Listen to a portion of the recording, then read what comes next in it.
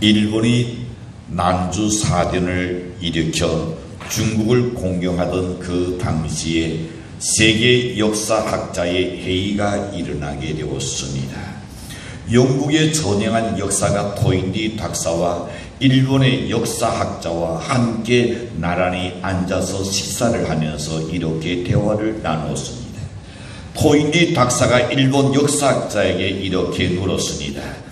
일본이 대동아 전쟁, 즉 태평양 전쟁을 일으킴으로 인하여 어떤 이익이 있다고 여기십니까? 하고 질문하자 일본 학자는 이렇게 말합니다. 대동아 전쟁을 통해서 온 아시아 사람들이 더 풍요롭게 더 잘 살게 될 것입니다 라고 대답하니 토인디 박사가 그 사람의 눈을 부러지게 쳐다보면서 이렇게 그리고 나를 내렸습니다.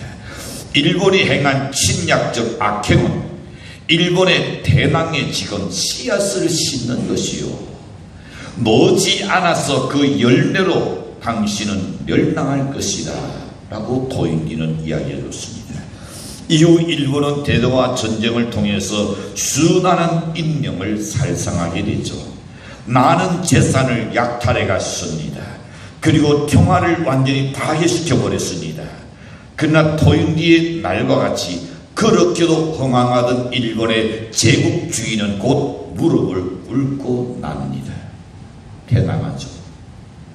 형통한 삶을 사는 사람들은 사람들 사이에 이가 난다든지 아니면 중상모략한다든지 가정을 불하게 만들다든지 아니면 탄탄하게 한다든지 사회와 국가의 불신과 멸망을 가져다주는 것은 사특한 그런 자들을 좋아하지 않습니다.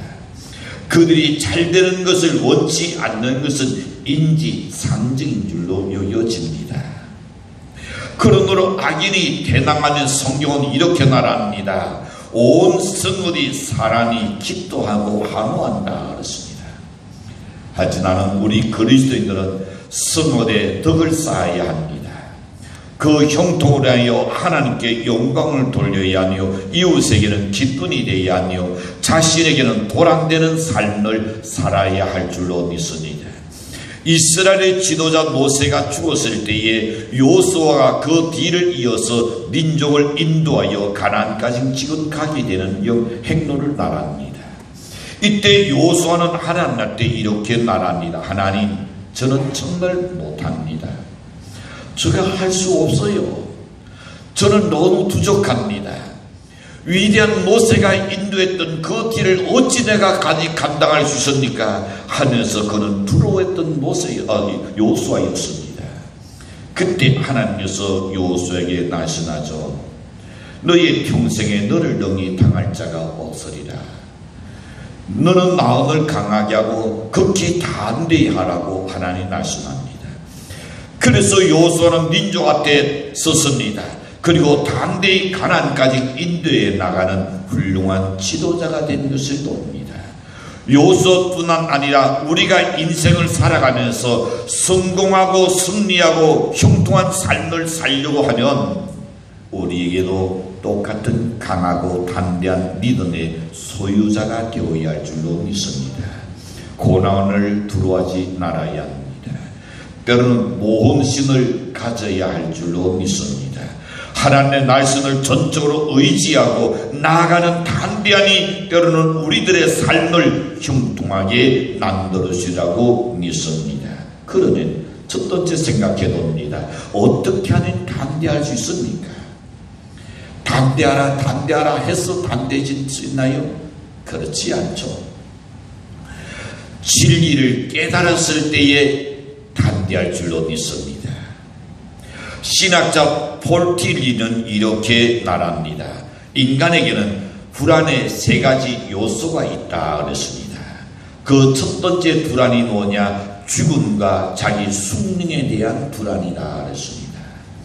지금도 이 순간에 여러분 병상에서 시한도 인생을 갖고 계시는 분들 아마 느끼는 것이 뭡니까? 죽음에 대한 불안입니다. 그뿐 아니라 잘 살아보려고 발부둥 쳐봐도 되는 것이 없고 싫대하고 이래도 싫대요 저래도 싫대요 그 다음에 스스로 생각하게 되는 것이 이것이 내 숙명인가 내 운명인가, 그렇다면 나는 이대로 내 인생이 끝나야 한단 말인가, 얼마나 여러분 불안하겠습니까? 그리고 두 번째는 그는 이렇게 말합니다. 공허함과 무의미성에 대한 불안이다 그랬습니다. 예를 들면 생각해 봅니다. 요즘 아무도 할 수 없는 그런 시대입니다. 어디에 마음 놓고 갈 수도 없어요. 누구를 만날 수도 없는 그런 불안함입니다.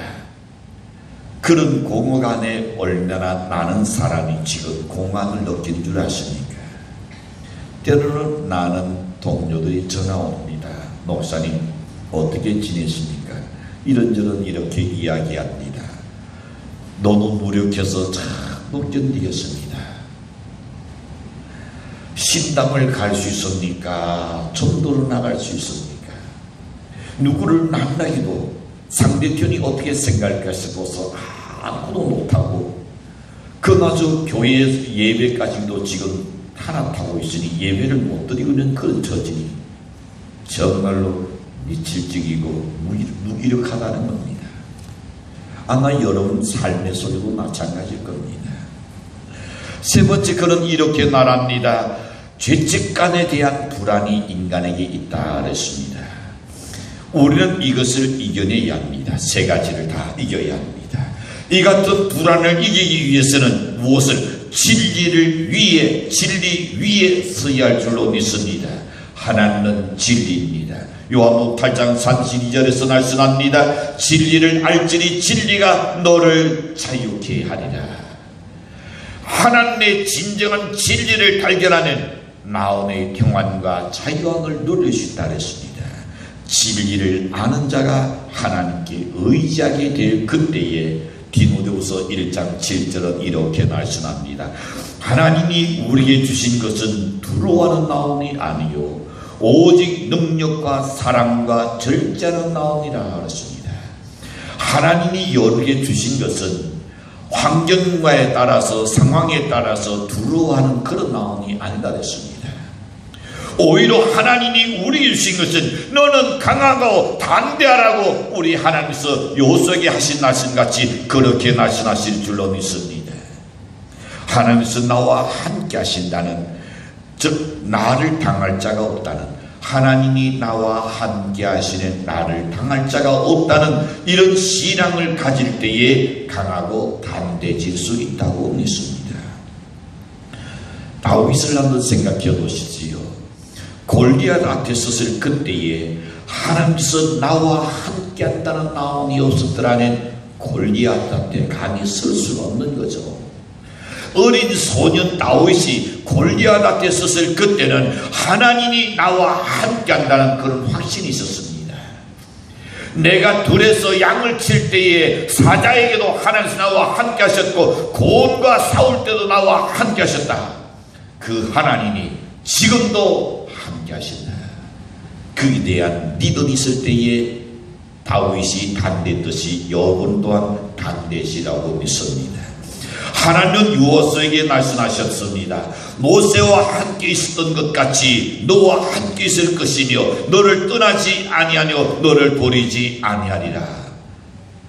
여호수아는 이 진리를 확실하게 믿었습니다. 이 말씀을 여호수아는 그대로 믿었어요. 확신했습니다.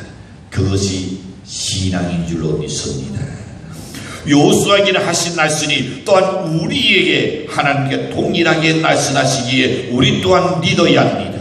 여호수아는 그리고 하나님의 말씀이 계셨기 때문에 담대했던 겁니다. 여호수아가 백성과 함께 정복하고 들어가야 할 땅은 일찍이 조상들에게 약속하신 그 땅입니다. 아브라함에게 이미 약속해 주신 땅입니다. 그렇지만 그 땅은 미지의 땅이었습니다. 더구나 정탐한 결과에 의하면 어떻습니까? 젖과 꿀이 흐르는 기름진 땅이긴 했지만은 그 원주민들은 장대한 사람이라 했습니다. 심지어 네피림 족속들이라 그랬습니다. 성곽은 너무나 튼튼하여 철벽 같더라고 그렇게 표현했었습니다. 그러하니 자연적 요소와 생각할 때에 불안하지요. 동시에 이 백성들이 내 말을 따라줄 것인가, 그것 또한 불안한 것입니다. 그러나 하나님의 날씬에 의지할 때에 그는 담대할 수 있었던 겁니다. 요소는 하나님 날씬을 부여잡았기 때문에, 날씬을 잡았기 때문에 그가 담대했던 겁니다. 오늘 우리가 이 땅 위에 살 동안에 이 세상 이리저리 다 생각해봐요. 불안하게 짝이 없습니다. 우리는 특별히 남과 북에 지금 그 사이에 있습니다. 이분 호시탄탄 지금 남한을 적과 통일하려고 하고 있습니다. 차라리 모르는 편안할지 몰라요. 세계 정세를 읽어보는 불안하게 짜겨는 사흘판을 걷는 하루하루입니다. 그럴 때에 우리가 편안하게 형통하는 삶을 살려낸 진리를 부여잡고 사시기를 축복합니다. 두 번째 봅니다. 어떻게 해야 형통하고 평탄한 인생을 살 수 있겠습니까? 인간이라는 이 땅 위에 살 동안에 동서고은 어디를 가나 형통하고 평탄한 삶을 살기를 누구나 원합니다. 그러나 사람들의 생각과 노력대로 되지 않지요. 그리스도인이라면 어떻게 사는 것이 과연 바람직한 삶일까? 그걸 오늘 7절과 8절에서 우리에게 말씀합니다. 나의 종 모세가 내게 명한 율도를 다 지켜 행하고 좌루나 우루나 치우치지 말라. 그리하면 어디로 가든지 형통하리니. 이 율도책을 내 입에서 떠나지 말게 하며 주야로 그것을 묵상하며 그 가운데 기록된 대로 다 지켜 행하라. 그리하면 그 길이 내 길이 어떻게 형통하리라. 그게 형통하다 하십니다. 자, 여기서 우리 가르쳐 봅니다. 첫 번째는 율도를 지켜 행하라 하십니다. 두 번째는 하나님의 날씬 위에 서서 좌루나 우루나 치우치지 말아라. 세 번째는 율도책을 입에서 떠나지 않게 하며 주야로 묵상해야 한다 하십니다. 즉 말씀을 사랑하라는 말씀입니다. 율도의 말씀을, 이 말씀은 하나님의 말씀이기 때문에 이 말씀을 사랑하라는 겁니다. 사랑하면 어떻게 될까요? 자주 들여다보게 될 겁니다. 아마 누군가가 연애할 때에 러브레터를 받아본 경험이 있을 겁니다. 그러는 탐나는 다시금 잃고 혼자 미소를 띄우면서 기도할 겁니다. 여러분, 오늘 우리에게 내일 내게 주시는 하나님의 말씀이 있어야 한다는 이 말입니다. 내일같이 하나님 내게 주시는 말씀이 있으려면 어떻게 해야 할까요? 내일같이 성경을 읽고 묵상해야 한다는 겁니다. 그날 하나님 내게 주시는 말씀이 있어야, 그래야 세상을 편안하게 살 수 있고 형통하게 살 수 있다 그랬습니다. 어떻습니까? 내일 말씀을 읽습니까? 그리고 그 말씀에 대한 묵상합니까? 자녀들에게 너를 땅은 주진 않은 내일 아무개야 오늘 하나님께서 너에게 주신 말씀이 어떤 것이 있었느냐 하고 물어보시는 우리 두 놈들이 과연 어떤 것일까요? 그게 궁금해요. 너 숙제했니? 그거는 아마 잘 물어볼 겁니다. 그러나 하나님께서 오늘 너에게 주신 말씀이 뭐냐고 물어보시면 그것도 뭐 있어야 합니다. 너 성적이 올랐니? 그거는 제달전 자녀들 안 물어봐 줘서는 좋을 것 같아요. 부담스러워요. 그러나 꼭 잊지 않는 것이 너 이번 성적 좀 올랐니? 물어요. 그보다 더 중요한 것은 내일 아무리야 하나님께서 오늘 너에게 주신 말씀이 무엇이었느냐. 그게 중요한 거예요. 그게 먼 훗날 연애 자녀들을 위대한 인물로 만들어내는 비결입니다. 역사의 위대한 인물들이 한결같이 내일 하나님께서 내게 주시는 말씀이 있었기 때문에 그들은 승리했다 했습니다. 네가드 장군이 한 날이 있습니다. 그는 그의 앞에 적이 지금 총을 들여대고 있어도 내가 하나님의 말씀을 그날 묵상하고 하나님께서 내게 하신 말씀을 듣기 전에는 어떤 명령도 나는 안 내린다. 그 정도 돼야 하지 않을까요? 그러니까 형통했었던 거죠.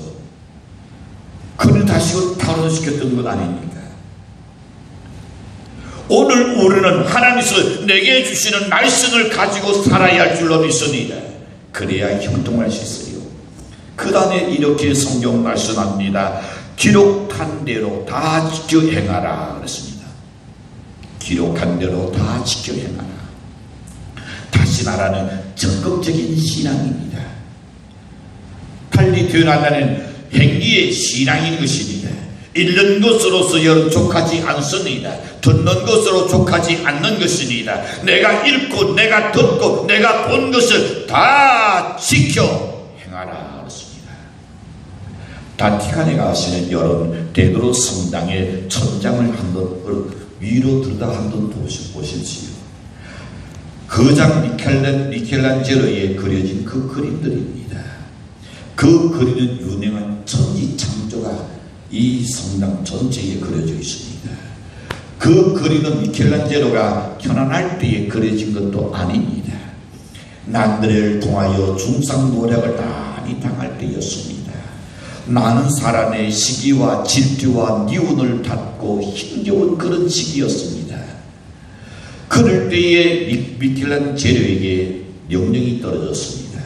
내가 이 성당 안에 천지창조의 그림을 그리라는 명령입니다. 그는 그 넓은 공간과 높은 천장에 꽉 차게끔 그림을 그려야만 했던 것입니다. 모든 화가가 한결같이 머리를 흔들면서 불가능하다 그랬습니다. 이걸 어떻게 그리시려단 말인가? 자, 사실 어마어마한 작업입니다. 아마 가서 보신 분은 알겠지만 입이 탁 벌어질 수밖에 없는 그런 대작입니다. 아무리 생각해도 참 인간의 그 손에서 어떻게 이런 것이 나왔을까? 이 시대도 아니고 그 시대에서 말입니다. 3D 프린트가 있는 것도 아니고 그 시대에 놀랄 일이죠. 그런데도 여러분 그는 리듬을 가지고 끝까지 해냈습니다. 그로 인하여 세계적인 대작을 완성했습니다. 이같이 불안을 이겨낼 때에 어떤 역사가 나는가? 우리에게 기적이라는 것이 일어나는 겁니다. 삶의 기적이 있어야 여러분 생산적인 삶을 살아갈 수가 있는 것입니다. 이것이 적극적인 신앙을 살게 만들어주는 겁니다. 여러분의 삶 속에서 새로운 것이 뭔가 자꾸 일어나야만이 힘이 솟는 거예요. 활력이 솟는 겁니다. 사랑하는 성도 여러분, 하나님께서 나와 함께 계신다는 확신을 가지고 나갈 때에 두려움은 아무것도 아닐 뿐 아니라 이 두려움 때문에 도리어 기적을 창조할 수 있는 것입니다. 이것이 적극적인 신앙입니다. 이것이 믿음의 사랑입니다. 이것이 말씀의 사랑입니다. 그래서 이사야 41장 10절에서 말씀합니다. 두려워 말라, 내가 너와 함께하니라. 놀라지 말라, 나는 네 하나님이 되니라. 내가 너를 굳세게 하리라. 참으로 너를 도와주리라. 참으로 나의 의로운 오른손으로 너를 붙들리라. 우리가 이 언약의 말씀을 믿는 긍정적인 신앙을 가질 때만이 불안을 이길 수가 있으라고 확신합니다. 그뿐 아니라 하나님의 기적을 일으킬 수 있다고 믿습니다. 아니, 하나님께서 여러분을 통하여 이 신앙을 가진 사람을 통하여 일을 하실 줄로 믿습니다. 말씀의 확신을 갖고 다 직접 행할 수 있는 열매시길 바랍니다. 그 다음에 마지막으로 생각해 놓으시던 것은 어떤 삶이 평탄한 인생을 만들고 그것을 유지하여 갈 수 있을까요? 잠깐 평탄했다가 다시 그 험악한 삶으로 돌아가는 것이 아니라 그 평탄한 삶을 계속 유지하려면 첫째는 사랑의 실천이 있어야 평탄하게 살 수 있습니다. 사랑에는 자기 희생이 따릅니다. 원대한 비전이 있어야 그 사랑을 지속적으로 할 수가 있는 겁니다. 화스틱 박사는 이렇게 말합니다. 비이기적인 사랑이 자기를 이길 수 있고 불안을 이길 수 있다. 그렇습니다. 자기 욕심 가지고는 결코 아무도 큰 일을 할 수가 없어요. 오래전 신문입니다. 제가 기억이 나요. 우리나라의 근대화의 경제 발전에 국력에 이바지한 그 대기업의 학력을 조사했습니다. 여러분처럼 대학을 졸업한 것도 아닙니다. 사각로를 선 것도 아닙니다. 고등학교를 나온 사람도 아닙니다. 초등학교 졸업이라는 기사가 실렸습니다. 그분들과 한번 악수해 본다는 그 손바닥에 못이 잔뜩 닦여 있었다고 합니다. 낙노동하는 사람과 똑같은 그런 손이었습니다. 보드러운 손이 아닙니다. 그들의 생활 철학은 뭐였을까요? 일을 하면서 나는 기쁨을 찾습니다. 가만히 앉아있는 것이 아니라 무엇인가 실천하는 사람이라는 말입니다. 그러면서 하는 날이 이렇게 우리에게 교훈을 줍니다. 이 재산을 자식에게 물려주기 위해서 내가 버는 것이 아니라 전 국민의 삶을 책임지겠다는 법으로 나는 일을 하고 있습니다. 여러분, 보통 사람이 생각할 수 없는 일이죠. 하나 여러분이 무슨 일을 하시든 간에 새로운 작업을 하나 가지고 일한다고 생각합시다. 내 가정이 좀 더 편안하게, 좀 더 잘 먹게, 내 자식들에게 좀 더 잘해주게, 기껏 그것만 생각한다니 그걸로 끝나요. 그러나 큰 인물들은 그거는 자동이고 그거는 내가 노력하는 자동으로 해결되는 일입니다. 그 돈줄을 넘어서 가서 온 국민에게 내가 책임을 지겠다는, 삶을 책임지겠다는 것, 그런 도도가 있었기에 대한민국의 큰 굴지의 기업가가 되지 않았습니까? 여러분, 군과 포도가 커낸 때로는 드론도 커지는 도입니다. 내가 아무리 노력하고 호의호식하려고 잘 산다고 할지라도 불안은 가시지 않을 겁니다. 왜? 내일은 또 어떻게 될까? 다음 달은 어떻게 될까? 내년은 어떻게 될 줄 아무도 모르기 때문입니다. 두려움을 이기는 길은 온전한 사랑을 가지고 사랑을 실천할 때 난이 두려움을 이길 수 있다는 것을 요한일서 4장 18절에서 말씀합니다. 온전한 사랑이 두려움을 내쫓나니, 온전한 사랑이 여러분의 속에 있는 두려움을 내쫓아버린다 그랬습니다. 오늘 우리에게 불안과 시련이 닥칠 때에 우리는 그것에 떠밀려 가지고 후퇴할 것이 아니라 믿음을 가지고 정면으로 대결해 나갈 때에 승리할 수 있는 것입니다. 하나님께서는 여러분이 아무것도 아닌 것 앞에 두려워 떨면서 실패하는 것을 하나님 원치 않습니다. 얼마 전에 우리 목사님이 동영상을 하나 보여주셨어요. 그걸 보고 한참 웃었습니다. 어떤 어린 아이가 두려움에 지금 쫓겨서 막 도망가다가 뒤돌아보고 또 도망가고 뒤돌아보고 또 오르고 나중에 울어버립니다. 뭘까요? 자기의 그림자가 자기를 자꾸 쫓아오는 거예요. 도망가면 사라질 줄 알았는데 또 쫓아오거든요. 어린 아이가 그게 자기 그림자를 어떻게 알겠어요? 그러니 무서운 거예요. 시커먼 게 계속 따라오니까. 그래가지고 막 울어버립니다. 어른이 생각할 때에 그거 아무것도 아니노. 오늘 우리가 똑같은 겁니다. 하나님께서 여러분이 아무것도 아닌 것 가지고 그냥 두려워하고 불안해하고 그것 때문에 실패하고 좌절하고 그렇게 하는 것을 하나님 원치 않는다 하십니다. 하나님은 우리에게 말씀합니다. 내가 너와 함께하니라 두려워 말라 그랬으니라. 하나님의 약속을 굳게 믿고 우리가 작은 것에서부터 사랑을 실천해 볼 수 있는 연대시기를 바랍니다. 연대 사랑이 커낸 마음속에 두려움이 다 몰아낸다 그랬습니다. 생각만 하지 마시고 무엇인가 하나씩 실천해야 합니다. 하나님은 성도가 듣고 읽는 것에 그치는 것이 아니라 그것을 사랑으로 행동으로 옮길 때에 함께한다 그랬습니다. 그리고 축도해 주실 것을 약속하셨습니다. 알버트 스바이처 박사가 30세까지는 신학을 공부했습니다. 그리고 그는 다시금 음악을 또한 전공하기 시작했습니다. 그뿐만 아니라 그는 문학도 또한 전공합니다. 그리고는 그는 의사가 되려고 의과대학을 다시금 또 공부했었습니다.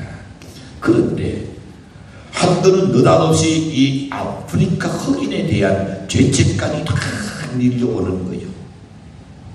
그래서 이 스바이처 박사가 나는 아프리카로 내가 가겠노라.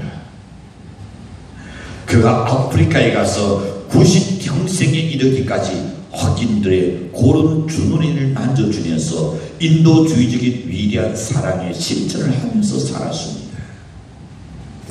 그는 그리스도의 사랑을 가지고 미개한 흑인들을 위하여 일생을 희생했던 분입니다. 그러나 그분에게 후회하지 않습니까? 물어본다니 그는 나는 행복한 사람이요. 자기 있는 것을 다 에너지를 쏟고도 사랑을 했기 때문에 그는 행복했는 줄로 믿습니다.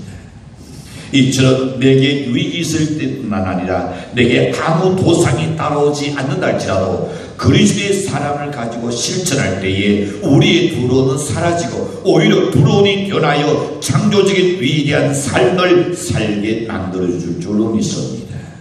그 다음에는 하나님이 함께하는 삶, 바로 그것이 형통하게 하는 삶입니다. 신명기 28장 1절과 14절까지 내용을 보시는 그 내용의 요지는 이렇습니다. 하나님의 말씀을 묵상하며 지켜 행하고 하나님의 말씀을 사랑하는 자, 그가 누릴 것은 형통한 삶에 대하여 구체적으로 설명해 주고 있습니다. 물론 물질적인 번영도 거기서 약속했습니다. 세상 만사가 형통하게 될 것도 약속하셨습니다. 그리고 뜻대로 잘 되는 것도 평탄한 축복이니 틀림이 없습니다. 그러나 더 중요한 것은 내가 주님과 함께 내 인생길을 걷고 있다는 것을 느낀다면 연하나 행복할 줄로 믿습니다.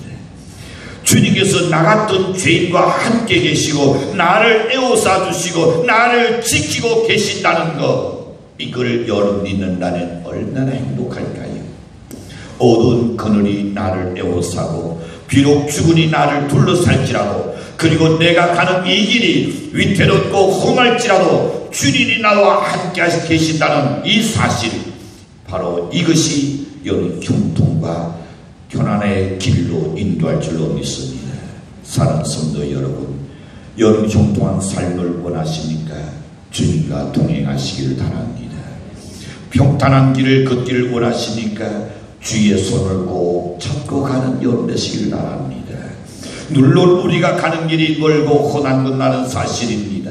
어둡고 두려운 것도 사실입니다. 네 집 가나안 땅에 대해서 불안한 것도 이해합니다. 그러나 하나님의 날씨는 강하고 담대하라.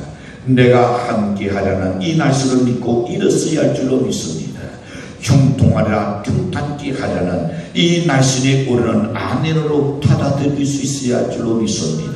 주님과 함께 동행하시며 가나안을 향하여 번영과 약속과 축복의 땅을 향하여 하나님께서 우리 각자에게 주어진 달란트에 따라서 삶의 터전의 영역에서 여러분 전진하시는 연대시를 주도록 간절히 축원합니다.